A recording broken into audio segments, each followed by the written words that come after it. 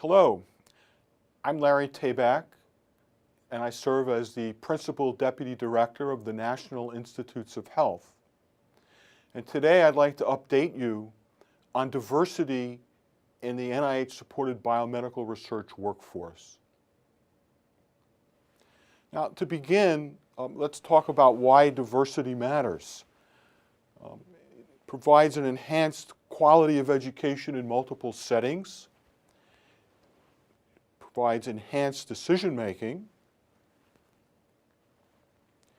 racially and culturally concordant staff aid in the recruitment of individuals from minority groups in clinical trials, racially similar physician-patient dyads are related to greater patient satisfaction in ways that enhance communication and participation in clinical research settings. Underrepresented groups may preferentially conduct research in areas related to health disparities or minority health. And a diverse workforce permeates all aspects of our nation's healthcare efforts. This table displays the census of the population of the United States by race and ethnicity as compared to those who serve as principal investigators of NIH grants. It doesn't take higher mathematics to see that we are woefully underrepresented in certain groups, particularly Black or African Americans and Hispanic or Latinos of any race.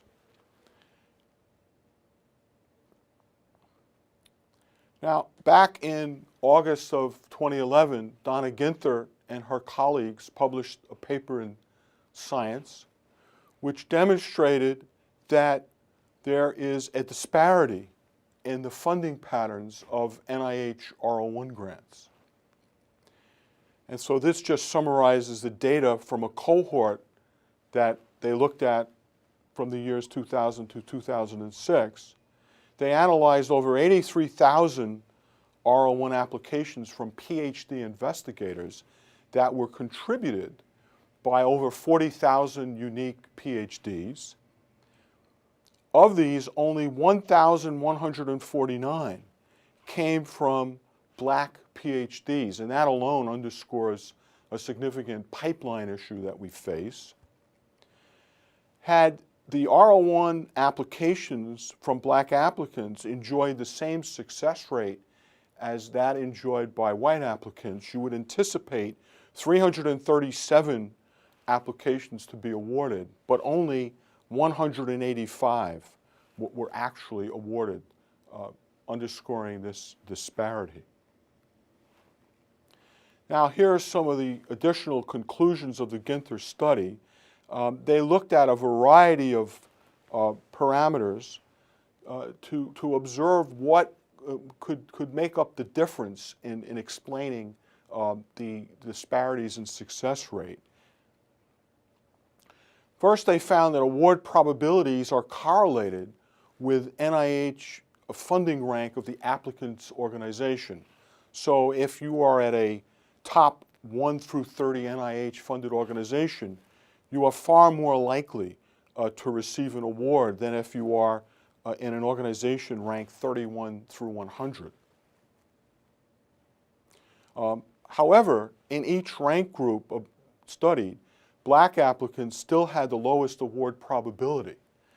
That's very disconcerting. In other words, even if you are at a top 30 organization, Black applicants still displayed a disparity relative to their majority colleagues.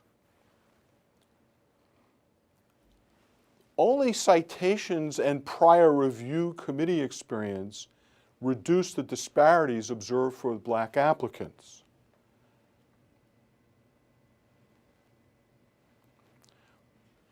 But unfortunately, Black and Hispanic applicants are less likely to resubmit a revised application.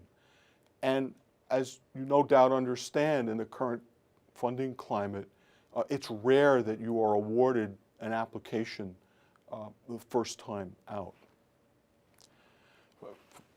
participation in NIH-supported training or career development programs have positive effects on R01 award rates.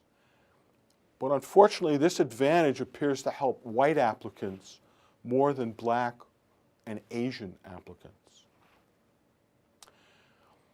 In response to these data and the general census, the NIH director, Dr. Francis Collins, and I offered this policy forum in Science magazine entitled Weaving a Richer Tapestry in Biomedical Science. And in it, we outline the NIH plan for action. First, to evaluate all current training programs, so that, secondly, we can phase out those that are unsuccessful and expand those which are. Third, increase the number of early career reviewers, including individuals from underrepresented populations. Fourth, to examine the grant review process for any unintended bias and develop appropriate interventions. Fifth, improve support for grant applicants. And then finally, gather expert advice on additional steps of action that NIH might be able to take.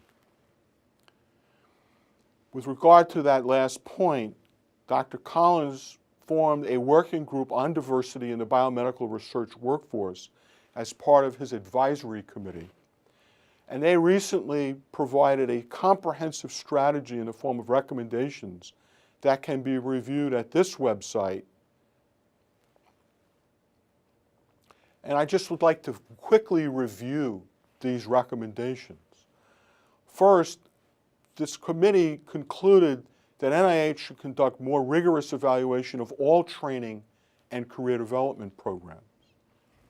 Secondly, they said we should strengthen mentoring, career preparation, and retention.